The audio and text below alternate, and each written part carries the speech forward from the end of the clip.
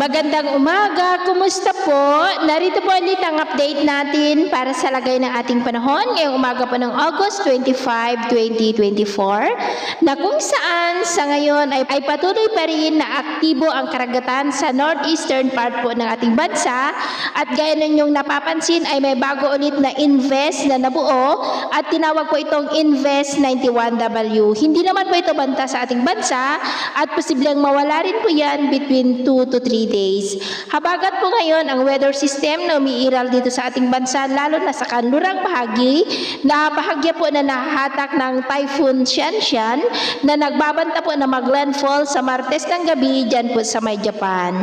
At sa atin pong long range forecast ay consistent pa rin po na walang bagyo na namamataan na tatawid po dito sa ating kalupaan hanggang po sa matapos ang buwan na ito, pero hindi pa rin inaalis ang posibilidad na may mabuong sama ng panahon ulit dyan sa silangan o northeastern part ng ating bansa sa susunod po ng mga araw.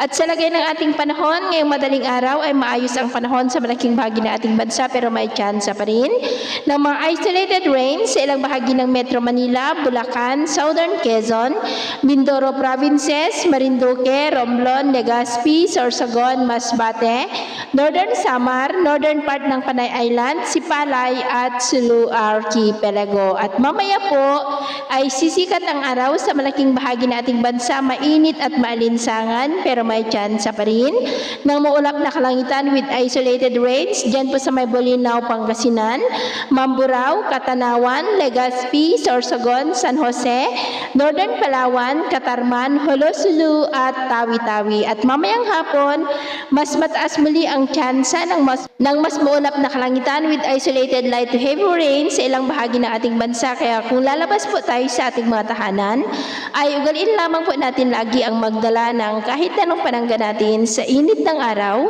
at proteksyon na rin po sa mga biglaang buhos ng ulan. At sa atin naman pong mga baybayin, wala naman po tayong nakataas na namang gale warning signals, pero iba yung pag-ingat lamang po kung papalaot tayo para po mas makaiwas sa mga sakunang pangkaragatan.